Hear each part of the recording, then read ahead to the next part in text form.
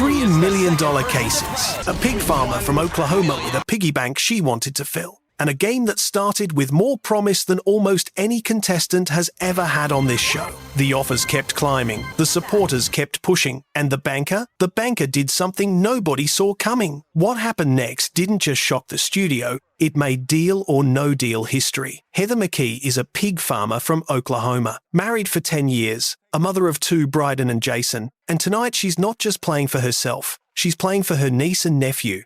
Her brother, their father, passed away 4.5 years ago, and Heather made a promise. She'd put aside money for their college fund, money their dad wasn't here to save for them anymore. She walked onto that stage carrying a little piggy bank with a tiara on top and one simple goal: fill it up. But tonight wasn't any ordinary night. Howie had been on what he called a $1 million mission. The way it works is this: every time a contestant doesn't win the million, another $1 million case gets added to the next game. And Heather, she was the second person on this mission. That means 3 cases out of 26 were holding $1 million. 3 shots at the biggest prize in the game. The odds had never been this good for any contestant walking onto that stage. She picked case number 22, her grandfather's birthday. She held it close, set it on the podium, and just like that, the game was on. Heather started strong. Her first pick, case number 2, held just $75. Gone from the board, but gone from the low side. Perfect start. The next couple of cases came and went without any real damage. Small amounts clearing out, exactly what you want to see. The board still looked golden, and Heather was feeling it. But then came case number 6. Megan opened it, and the crowd gasped. $100,000. Gone. A real hit. Not devastating, but enough to shift the energy in the room. Heather took a breath and kept going. And then came the moment that changed everything in that first round. Case number 19. Melinda opened it, and there it was. $1 million. One of the $3 million cases eliminated in the very first round. The crowd went dead silent. Heather's smile vanished. Losing $1 million case this early on a night where she was supposed to have the best odds in the show's history, that hurt. But here's the key. She still had $2 million cases left on that board. 2 chances at the ultimate prize. Along with those, the board still held $200,000, $300,000, $400,000, and more. There was still serious money in this game. The banker's first offer, $63,000. For a pig farmer from Oklahoma who came here with nothing but a piggy bank and a dream, that's life-changing money. But Heather looked at that board, saw those 2 remaining $1 million cases shining back at her, and didn't hesitate. 5 cases to open, and Heather needed to protect those $2 million cases at all costs. Everything else was negotiable, but those 2, those had to stay. The first couple of cases were harmless. Small amounts leaving the board, exactly what the doctor ordered. The crowd was starting to buzz again. But then she called case number 21. Tamika held it, a fellow pig farmer, someone Heather felt a genuine connection with. Tamika opened her case, and the number hit the screen. $200,000 gone. That one stung. $200,000 would have funded a lot of futures. But Heather reminded herself the $2 million cases were still alive. That was all that mattered. By the end of the round, 3 massive amounts remained on the board. $400,000 and $2 million cases. The second offer came in $82,000. It was a step up from the first, and it was more money than most people see in a year. Heather brought her loved ones into the conversation. Her dad was right there in the audience, a fellow farmer who understood the weight of every dollar. Her business partner, Justin, was there too, along with her personal trainer and best friend. They all said the same thing: keep going. Her dad put it bluntly: that's a lot of money, but it's not going to do what we want to do. It's not going to do what Donnie wants to do. Pull that thing down and say no deal. Heather listened to her father, looked Howie in the eyes, and pulled the lever. 4 cases to open. And this is where Heather did something remarkable. She dodged every single bullet. Cases 4, 16, 7, and 10. All of them held small amounts. Every single one. The $2 million cases stayed on the board. The $400,000 stayed. Nothing big was touched. The crowd was on their feet. This was the dream scenario, the kind of round that makes you believe the universe is rooting for you. Now, let me ask you, if you were standing right where Heather was, with $2 million cases still alive and the banker's phone about to ring, what would you do? The third offer $148,000. Six figures, life-changing money. Enough to set up that college fund for the niece and nephew, pay off debts, and still have something left over. Her husband Donnie was in the crowd. She asked him what he thought. He said, "Most of the decisions she's made have been right. Keep on going. You've got a safety net. You're fine." Her dad agreed, and he even had a name for the strategy. ASWAG, a scientific wild guess. The whole studio erupted in laughter. And Heather? She smiled, looked at the board one more time and said no deal. 3 cases in this round. And once again, Heather navigated through them like she had a sixth sense. Cases 14, 9, and 5 all cleared without touching the big money. The $2 million cases were still alive.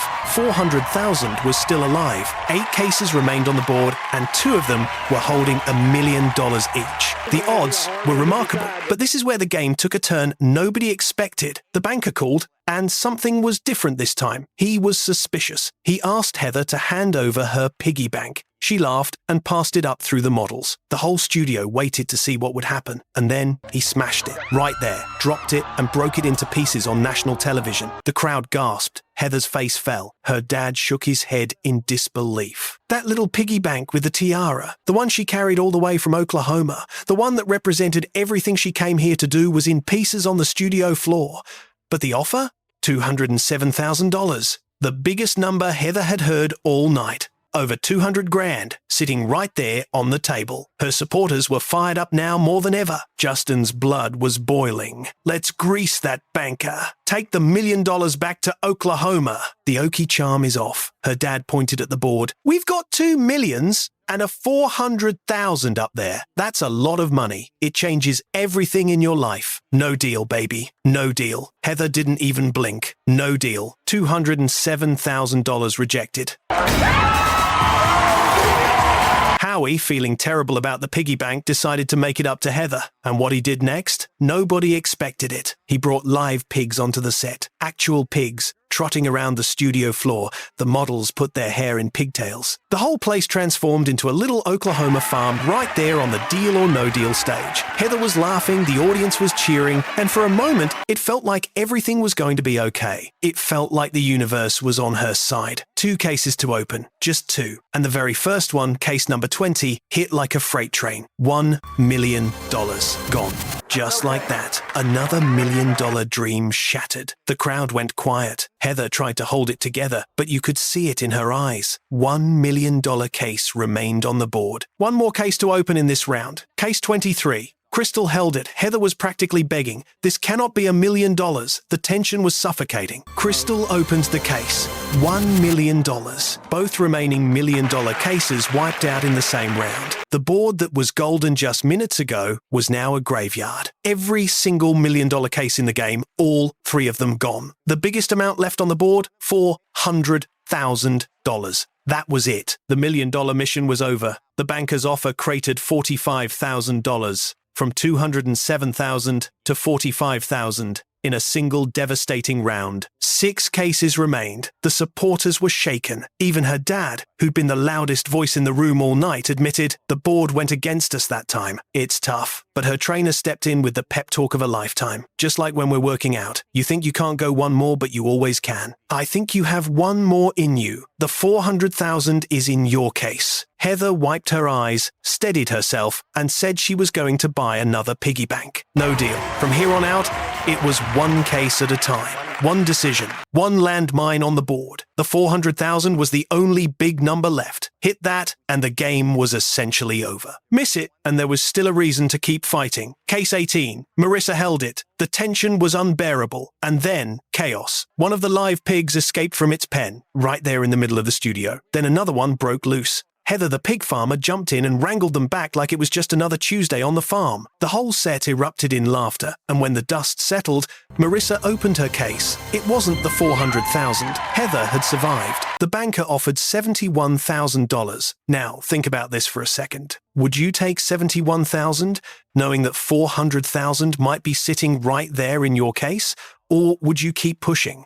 Her dad said something that summed up the entire night. "I've been to 3 county fairs and a hog calling, and I have never in my life seen anything like this." He admitted it was a lot of money, but they'd lived this long without it. They'd had a lot of fun tonight. No deal. You think losing both million-dollar cases was the toughest moment of this game? Think again. Case number 3. Aubrey held it. Heather clasped her hands together and whispered, "Please, let this be the penny. Please come through for us." The case opened. $400,000. The last big number on the board, gone. The safety net didn't just snap, it vanished completely. The offer plummeted to $2,500. Let that sink in. From a peak offer of $207,000 down to $2,500, the collapse was total. And the worst part? She was still playing. But Heather kept going. Case 26 opened the offer, crept up slightly to $4,000. She said no deal. Then another case opened, and the board was almost bare. Only 2 cases remained now. Heather's case number 22 and one other case sitting on the stage. Between them, 2 amounts, $10,000 and 1 penny. The final offer from the banker, $5,500. The very last chance to guarantee something in between. Her husband Donnie said he'd follow whatever she decided, but he leaned toward keeping going.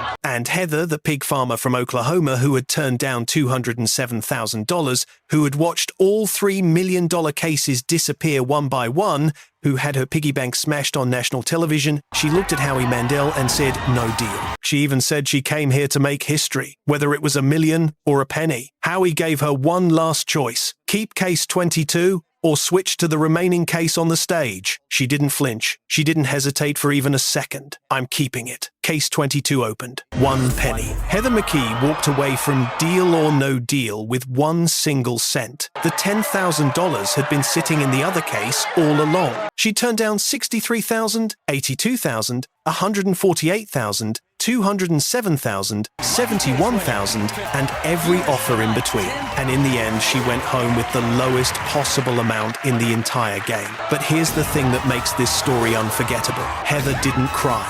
She didn't collapse.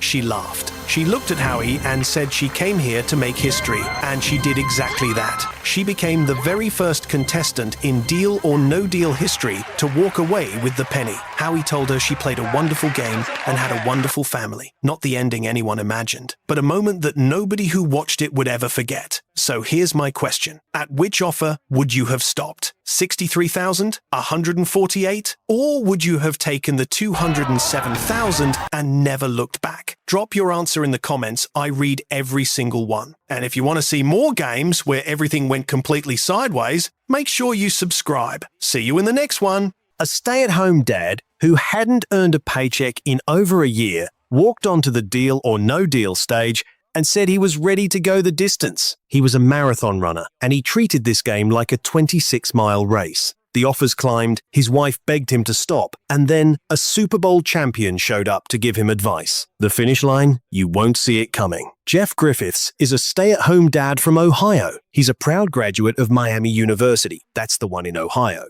not Florida, and a marathon runner. He's got a 15-month-old son who is, in Jeff's words, absolutely perfect. The baby was front and center in a photo Jeff brought to the show, dressed head to toe in a Ben Roethlisberger jersey. Because Big Ben, the Super Bowl winning quarterback of the Pittsburgh Steelers, is a Miami University alum too. He's Jeff's hero, the man his son is growing up idolizing before he can even walk. And tonight, Jeff is playing for that little boy's future. Jeff picked case number 9, the 9th. The day his son was born. He even held the case up to the camera and looked at it like it already had $1 million inside. He told Howie he was a marathon runner and he was ready to go the distance with this game. He said he didn't even need to stretch or warm up.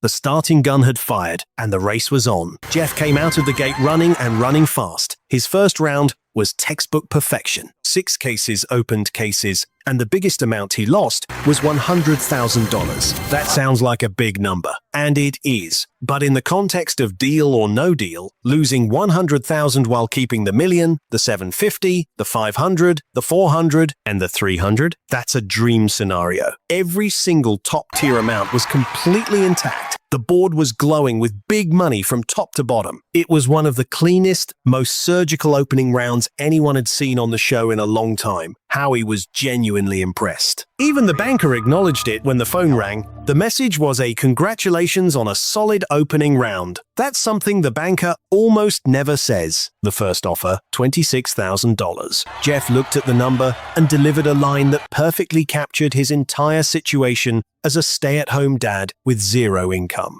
$26,000 is more than I'm making right now, but it's no million. The studio cracked up. Here was a man who literally earns nothing, being offered $26,000 and turning it down with humor and confidence. No deal. The marathon runner was settling into his stride, and the first mile felt great. 5 more cases to open. Jeff picked case 24 first. Nancy held at $5,000. Safe. Case 6 followed, and the amount was manageable. Case 19 cleared another small number. The board was holding beautifully. Every pick was coming from the left side, the low side, exactly where you want to be pulling. But then came case 26, followed by case 14, which revealed $75,000. A bigger hit than anything in the first round, but still not catastrophic. When the dust settled, the top 5 amounts were still alive on the board, including the million. Jeff's game was in phenomenal shape, and his marathon metaphor was holding up. He was pacing himself perfectly. The banker's second offer jumped to $61,000, more than double the first offer.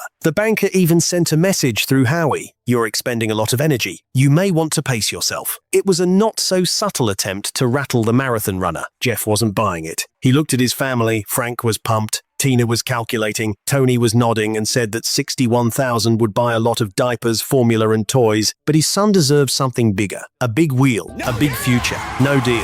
4 cases to open. And this is where the marathon hit its first real incline. Case 4 opened safely, but then Case 7 revealed $400,000, a massive amount, ripped off the board. The crowd reacted with a collective groan. Jeff kept his composure. Marathon runners don't panic on hills, they push through them. Cases 11 and 10 followed, and by the end of the round, the damage was clear. He'd lost the $400,000 and another amount. The board was noticeably thinner. The banker's offer dropped to $49,000, down from $61,000. The marathon metaphor was being tested. The banker was telling Jeff he was falling behind pace. His twin brother Frank fired back immediately. You've still got 3 high ones up there. No deal. The banker had offended Jeff with that low ball, and the Griffiths brothers don't take offense lightly. No deal. 3 cases to open. Jeff picked his numbers, and the first couple were manageable. But then came the case that shook the foundation of the entire game. The $1 million, the number Jeff had been chasing since the moment he chose case 9 on his son's birthday,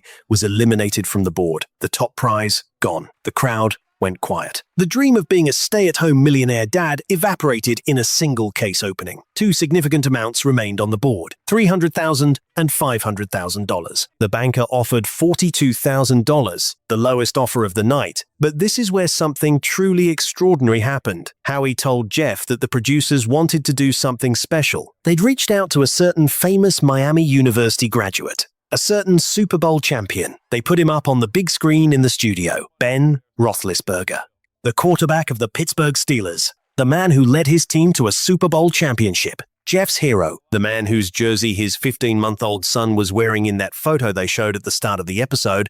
Big Ben appeared on the screen, smiled at Jeff and said, "Jeff, I've been watching the show so far. There's still a lot of money out there. I say no deal." Jeff's jaw hit the floor. His twin brother Frank was absolutely losing his mind. Tina's eyes went wide. The entire studio was on its feet cheering. This was not just a celebrity cameo, this was Jeff's personal hero, the man who represents everything he loves about his alma mater, telling him to keep fighting. When a Super Bowl champion quarterback looks you in the eye and says, "No deal," you don't question it. You just run. No deal. Not a chance in the world. 2 cases to open. Jeff navigated through them with care. Case 21 and case 22, both relatively small amounts leaving the board.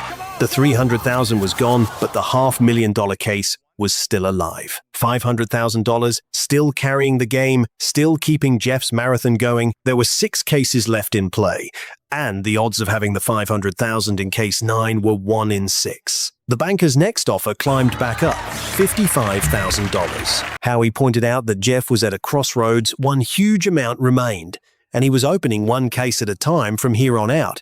Every single case mattered now. Frank looked at Jeff and said, "I was going to tell you to take it, but you've got a lot of low numbers left. The next offer is going to go way up. It'll change our lives." No deal. But then Tina spoke. Jeff's wife, the breadwinner, the woman who had told him he was going back to work if he didn't deliver tonight. She looked at him and said, firmly, $55,000 is a lot of money. It would help our family a lot. I think we need to take it. The studio went tense. Big Ben said no deal. The twin brother said no deal. But the wife, the one who pays the bills, said take it. What would you do? Your hero says keep going. Your twin says keep going. But your wife, the person you go home to, the person who controls whether you stay at home with your baby or go back to a 9 to 5, says stop. Who do you listen to? Jeff Griffiths listened to Ben Roethlisberger. No deal. One case to open. This was the moment of truth. The $500,000 was the only landmine left on the entire board. A 5 out of 6 chance of dodging it. Those are great odds on paper, but they feel terrifying when your wife is sitting in the audience with her arms crossed,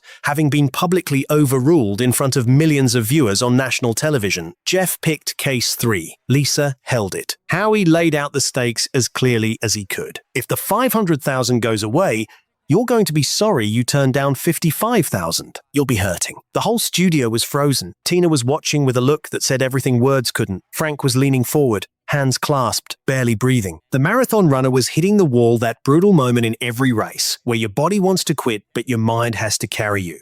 Lisa opened the case. It was not $500,000. The crowd absolutely erupted. The $500,000 was still alive, and the marathon runner had just cleared the hardest mile of the entire race. The banker called $70,000, up from $55,000, climbing again, and this time everyone was on the same page. Tina was firm. We took a big risk. I don't think we should do it again. Take this money. This is life-changing. Frank agreed. Tony agreed. Even Jeff could feel it. The finish line was right here. He smiled, looked at Howie, and delivered his final line with the flair of a man who'd been saving it all night. Let the banker know I'm making a withdrawal. Deal. $70,000. Howie opened case 9. $1,000. Jeff Griffiths had been sitting on just $1,000 for the entire game. The stay-at-home dad who earns nothing sold a $1,000 case for $70,000. That's not just a good deal, that's an incredible deal. But Howie played the what-if game, and it was painful to watch.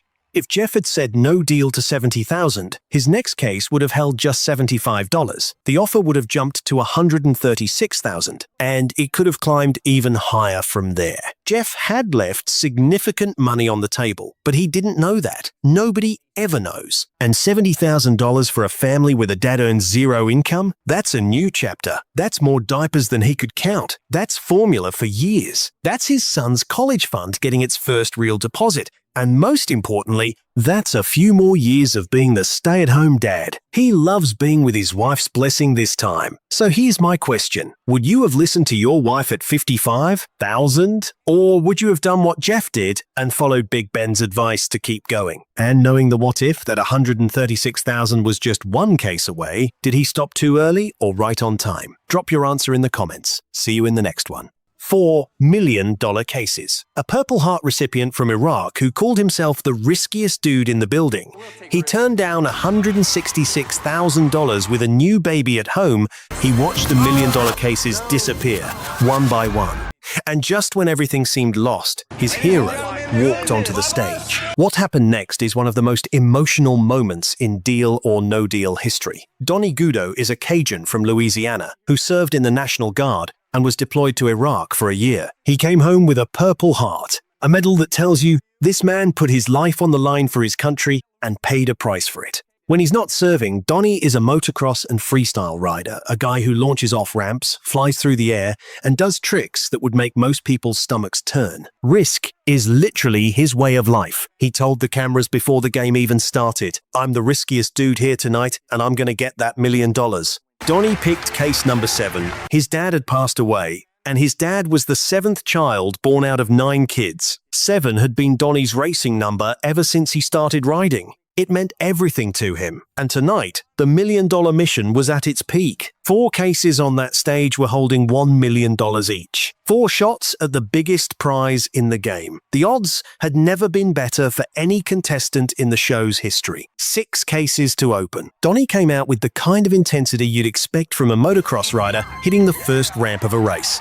His early picks were manageable. Cases 9, 24, and 12 cleared small and mid-range amounts. But then came case 15. The case opened, and there it was. $1 million. The first of $4 million cases eliminated in the first round. The crowd groaned, but Donnie barely flinched. There's still 3 remaining $1 million cases, Howie reminded him. 3 more shots at the dream. The rest of the round cleared small amounts, and the board still looked strong. The banker's first offer, $79,000. The banker even took a shot at Donnie's Cajun roots, asking if that was French for hillbilly. Donnie fired back with his own comeback, and the crowd loved it. No deal. The riskiest dude in the building wasn't stopping for $79,000. 5 cases to open, and Donnie delivered one of the cleanest, most dominant rounds anyone had seen all season. Cases 18-1, 21, 5 and 23.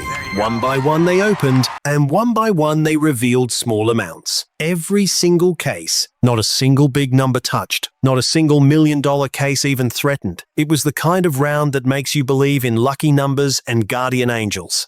The 3 remaining $1 million cases survived completely untouched. The board was absolutely glowing with potential from top to bottom. Donnie now had a 1 in 5 chance of having $1 million in case 7. But here's what made the math even more extraordinary. 3 of the remaining significant amounts on the board were $1 million cases. That means 5 out of the remaining cases on the board held either $1 million or a very large amount. The odds were stacked so heavily in Donnie's favor that the banker was practically squirming behind his glass window. The second offer jumped to $111,000. Donnie's supporters were introduced to the audience. Crazy Uncle Todd stepped up first and declared with absolute certainty that Donnie was going to be the show's first ever $1 million winner. "That's the man right there," Todd said, pointing at his nephew with the pride of a father. Ashley's turn came next, and she spoke with the quiet honesty of a new mother who was carrying the weight of a family on her shoulders. "He's working so hard to keep me a stay-at-home mum so that at least one of us is always with the baby. He's an incredible person. Donnie's mom was the heart of it all. He's the heart and soul of my family," she said. "And we're here to win $1 million. $111,000 on the table," and the family said no deal, unanimously, without hesitation. The riskiest dude in the building had the full backing of his entire crew. 4 cases to open, and the risks Donnie loved so much started catching up with him. Cases 11, 10, 6, and 22 opened, and some significant mid-range amounts left the board. The offers dropped from $111,000 to $94,000. The banker was seeing the damage and adjusting accordingly, but the $3 million cases were still alive, still keeping the dream intact, still anchoring the entire game. Crazy Uncle Todd was giving the banker the eyes from the audience. The banker said through Howie that Donnie needed to earn his respect. Todd fired back. He's already earned it. And Donnie was in his element. He was pacing the stage like a racer, revving his engine before the gate drops. No deal. 3 cases to open. This was the critical round. $2 million cases had to survive, or the game's ceiling would collapse. Cases 16 and 26 opened, both manageable. And then case 3, the final case of the round, revealed something other than $1 million. All $3 million cases survived. Donnie had a 1 in 4 chance of being a millionaire. The crowd was going insane. The banker's biggest offer of the night, $166,000. Ashley spoke from the audience, tears in her eyes. "That's a lot of money. We could pay off our house. We could start our life, take care of our baby." Uncle Todd pushed back. "That's a lot of money, but I believe there's a lot more potential on the board. Would you have taken $166,000? With a new baby at home, a house to pay off, and a fiancé begging you to stop?" Donnie looked at Ashley, looked at his baby girl, and said the words that made the studio gasp. "I am a risk taker, and I will take risks. No deal." $166,000 rejected. And this is where the riskiest dude in the building hit the ramp and didn't land on his wheels. Howie set up the metaphor perfectly. He compared the next 2 cases to a motocross ramp, going up, hitting the edge, flying through the air, and hoping you land. Case 17 opened first. $1 million gone. Another $1 million case eliminated. Donnie took the hit hard, but there were still 2 more $1 million cases in the game. Then came case 19. Linda held it. The case opened. $1 million.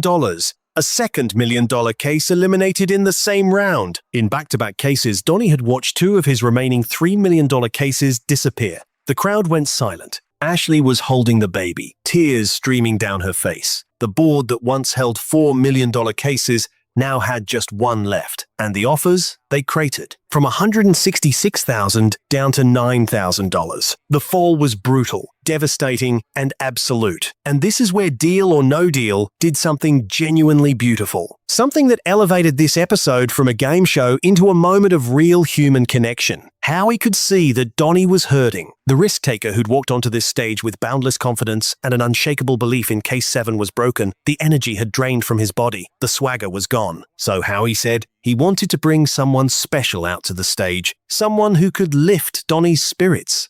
Someone Donnie had been talking about all night long. His hero, the person whose poster hung on his wall, whose career inspired every jump, every trick, and every fearless moment Donnie had ever experienced on a motorcycle. And then he walked out. Bubba Stewart, the Supercross champion, one of the greatest motocross riders in the world, Donnie's absolute hero since childhood. Bubba Stewart walked onto the Deal or No Deal stage, crossed the floor, and stood right next to the man who idolized him. Donnie's jaw hit the floor, his eyes filled with tears. He couldn't even speak. Bubba looked at him and said, simply, "I'm here to support you, baby." The crowd was on their feet screaming. Uncle Todd was practically levitating out of his seat. Ashley was crying. Mum was shaking her head in disbelief. And Donnie, the man who'd been hit with everything the game could throw at him, with Bubba by his side, Donnie kept fighting. He opened more cases, and the offers slowly climbed back up from the wreckage. 9,000 became more. The board narrowed. The banker offered $27,000. One case to open. Donnie's mum spoke. "Son, I think you should deal." Mum had been right his whole life. Ashley agreed. "We could get married. We can get married, baby. $27,000 could fund a wedding, could buy diapers and formula, could start the next chapter." Even crazy Uncle Todd had gone quiet. The bravado was gone. The family wanted Donnie home, safe, with money in his pocket. Donnie looked at Bubba Stewart. He looked at Ashley and the baby. He looked at his mom, and the riskiest dude in the building finally stopped taking risks. Deal, $27,000. Howie opened case 7, $3. Donnie's case, the one he chose because of his dad, the one he'd been racing with his whole life, the number that meant everything, held just $3. He'd sold a $3 case for $27,000. $5 million. The biggest top prize Deal or No Deal had ever offered, and standing at the podium was a high school football coach who brought his entire team to the studio. He played the game like he coached aggressive, fearless, and always pushing for the next play. But when the $5 million vanished and the clock was ticking, did the coach know when to take a knee? The answer will shock you. Jeff Huerta is a high school football coach, a special education teacher, and a family man with 3 kids whose ages all add up to 25. I'm a family man, 3 kids.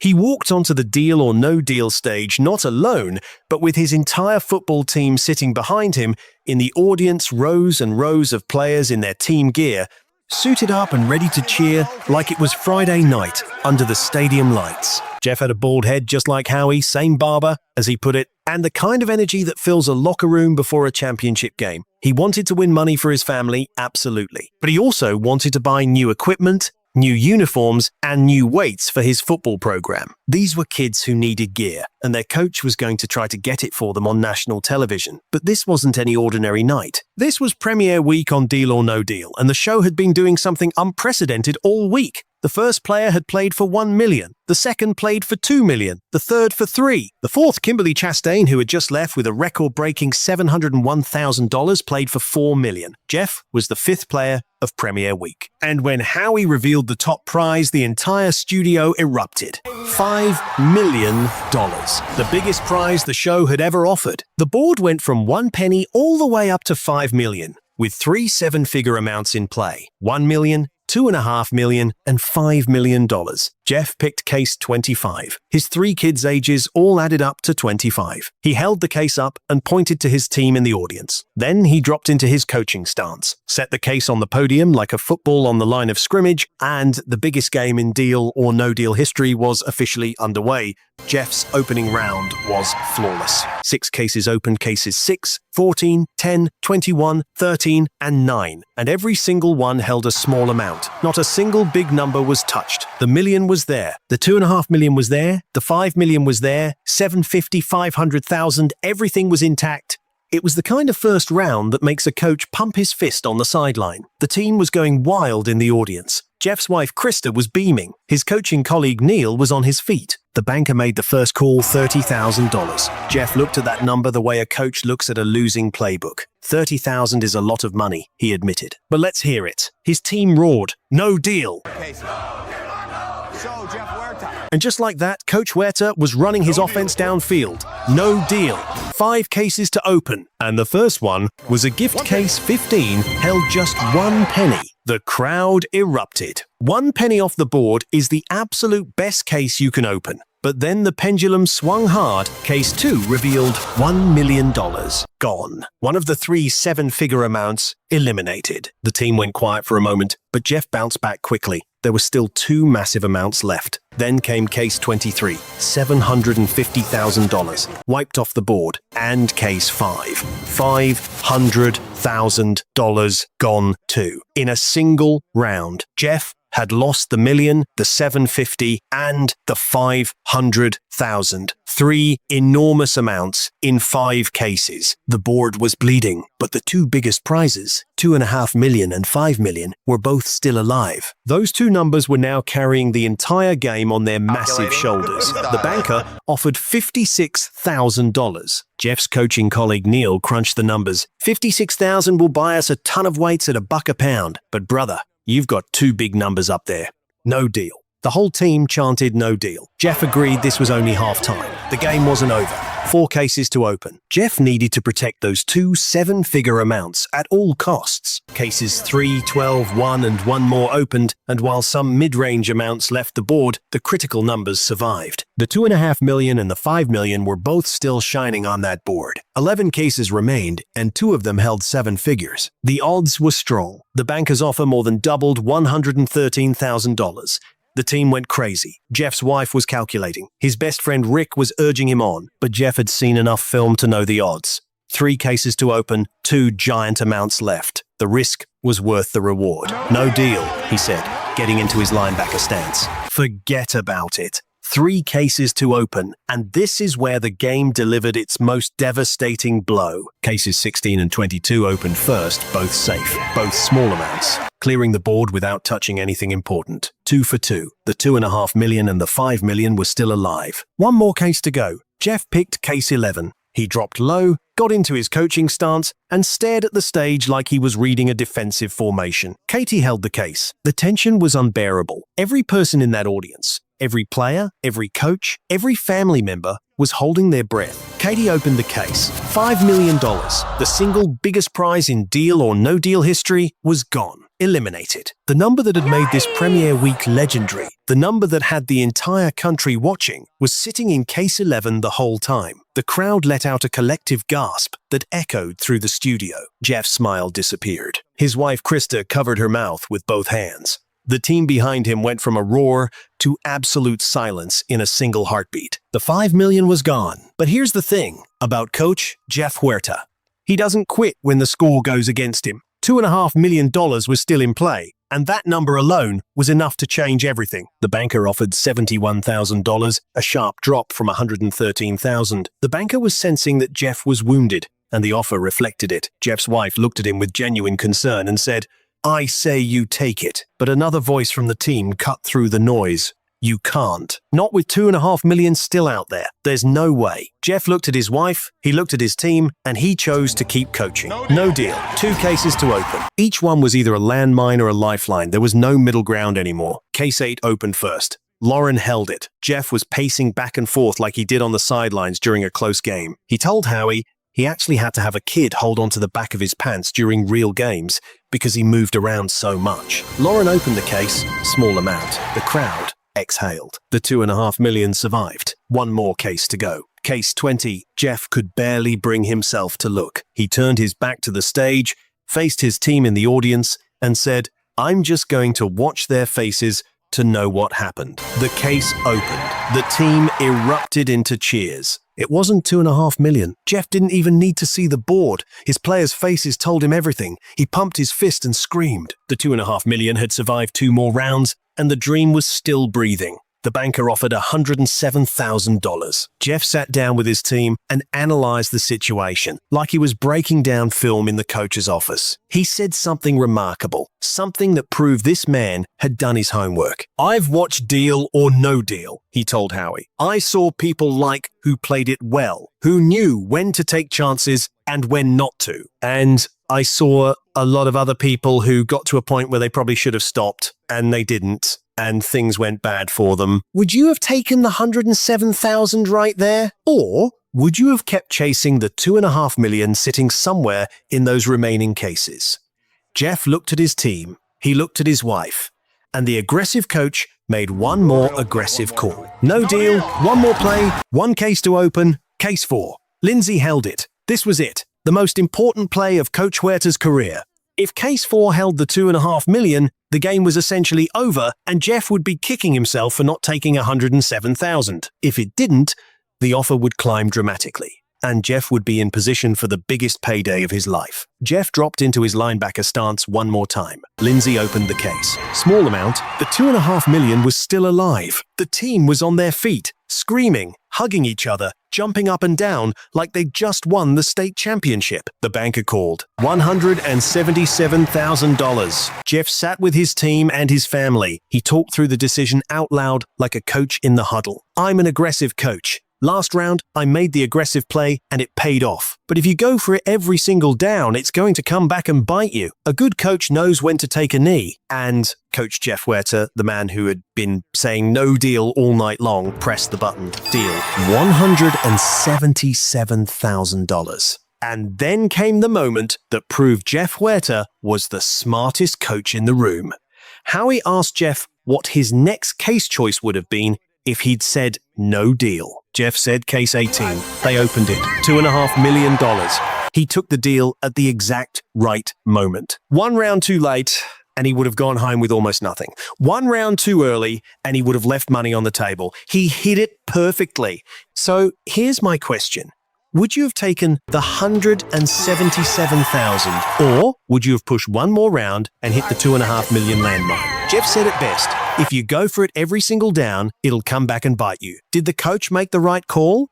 Drop your answer in the comments. See you in the next one. A small-town choir director from Texas challenged an NBA player to a shooting contest on national television. His 200 students were watching live from their school. The town had just named a burger after him, and the case he had been holding the entire game, what was inside it, is the reason this episode will haunt you. This is the story of Bryce Gage, and it is one of the wildest rides Deal or No Deal has ever produced. Bryce Gage is a high school choir director from Marble Falls, Texas. Population 7,000. He has been married to Shannon for 10 years. They have 2 beautiful daughters named Jenny Lynn and Michaela, and they are both teachers. He is also, in his own words, super competitive. This is a man who has performed as a soloist at Carnegie Hall. He plays basketball well enough to impress actual coaches. He knows every episode of Deal or No Deal by heart, and he walked onto that stage with the kind of energy that makes you think he might actually try to fight the banker if the offers are too low. But underneath all that bravado, there is a real story.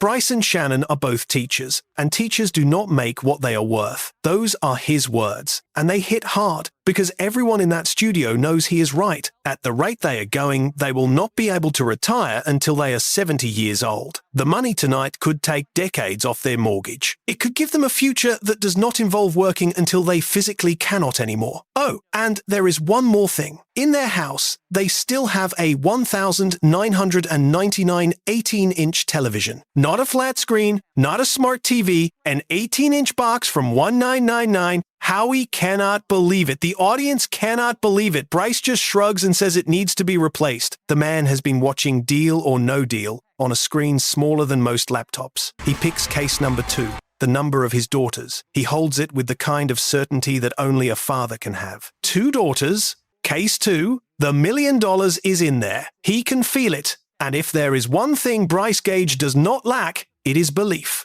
The man took a choir program from nothing to something. He performed at Carnegie Hall, He built an entire community around his passion. If he says the million is in case 2, you almost believe him, and the game begins. The first round is 6 cases, and Bryce plays it clean. The biggest number he knocks out is 300,000, but the top 4 amounts survive, including the million. The first offer comes in at $23,000 in cash, plus a $7,000 trip for his choir students to London. Sounds amazing, right? Except it is London, Arkansas. A 10-hour bus ride. They will perform in front of the Queen, the Dairy Queen. It is the greatest gag offer in Deal or No Deal history, and Bryce reads the whole thing out loud on stage before realizing the punchline. The studio is dying. $30,000 total on the table. Bryce says it is almost half his salary, and it could change his life. But look at the board. No deal. Round 2 is 5 cases, and Bryce absolutely crushes it. This is one of the cleanest rounds anyone has ever played on this show. He knocks out small numbers left and right, keeping every single major amount alive. When the dust settles, 6 of the top 7 amounts are still on the board. The million is there, 750 is there, 500, 400, all of it still glowing on the right side. The board is a masterpiece. And when the phone rings, everyone in the studio knows the offer is going to be significant. The offer doubles to $46,000. That is a full year's salary for a public school teacher. Howie makes sure Bryce understands that. A year of waking up early, inspiring children, grading papers, staying late for rehearsals, all of that condensed into one number on a screen. Bryce's wife Shannon says he is her millionaire no matter what. His basketball coach friend David says he is going to slam dunk this million. His colleague Kyle says Bryce inspires people more than anyone he has ever met. $46,000? No deal. And then Bryce delivers one of the best speeches in Deal or No Deal history. He talks about taking over the Marble Falls choir program when it had only 19 students. He talks about building it to 200. He talks about traveling the world with those kids because they took chances and put themselves in positions to do great things. And he says this game is his chance to show them what he has been teaching them. Take the risk. Believe in yourself. Go for it. The crowd goes absolutely insane. But what happened next? That is where this story takes a turn. The million gets knocked out. The board that was golden just minutes ago is now missing its crown jewel. But 500,000 is still alive. 400,000 is still alive. Bryce can still change his life. The offer hits $68,000. No deal. Then Marble Falls shows up. Not in person, but on the screen. His entire school is watching live, cheering from their gym back in Texas. 200 choir students, their parents, the whole town. And they have a message. The city of Marble Falls has officially bestowed upon Bryce the title of Mr. Marble Falls. He gets his own day, a sign downtown, a show at the local theatre, and a burger at Bill's Burgers exactly how he likes it. Well done with cheese, mayo, and grilled onions. Bryce is in tears. The audience is in tears. Shannon is in tears. This is not just a game anymore. This is a town saying thank you to a man who gave them everything. The board keeps shrinking. 400,000 goes down. The safety net that was holding this game together just collapsed. The difference between the highest and lowest amounts on the board is enormous, and the offers reflect it. $20,000 down from 68. That is the cruelest math in Deal or No Deal. You lose a big number and the banker punishes you for it. The offer crawls back up to $37,000. Bryce decides it is time to use his one and only counteroffer, $50,000. He quotes his own philosophy to the audience. You never get anything by hanging back. You have to ask. And the worst thing they can say is no. The banker considers $50,000. And the worst thing happens. No, the counter is rejected, but the banker is not done. She says she knows about the 18-inch TV, she knows it has been bothering him for years, and she has a challenge. If Bryce can beat an NBA player in a shooting contest, he wins a brand new 55-inch television. The curtain opens, and standing there, towering over everyone, is Jonathan Isaac of the Orlando Magic. Now remember, Bryce told everyone at the beginning that he has serious basketball skills. His basketball coach friend confirmed it, and now he has to prove it against a professional athlete on national television with his 2 daughters watching. 30 seconds on the clock. Bryce and Jonathan start shooting. The crowd is screaming. The clock is ticking, and when the buzzer sounds, the score is tied. 1 basket each. The NBA player could not beat the choir director. Both of them win TVs. Bryce's daughters are losing their minds. One more case opens, and it is not $500,000. The dream is still alive. The offer comes in at $69,000. Shannon says she wanted Bryce to come here and get a reward for all his effort. David says the $1 million is gone, but the TV and bragging rights are permanent. Kyle says $69,000 is a bunch of money. And Bryce makes his decision. He came here wanting to get closer to retirement. $69,000 pays off a third of his house. Deal. And then Howie reveals the truth. And this is the part that makes this episode legendary. If Bryce had said no deal, the next case he would have opened would not have been $500,000. The board would have survived. The offers would have climbed dramatically. $349,000 was waiting for him just 2 cases later. And his case number 2, the one he picked because he has 2 daughters, the one he believed in from the very first second he walked onto that stage, $500,000? $500,000? Bryce Gage had been holding $500,000 in his hands the entire game.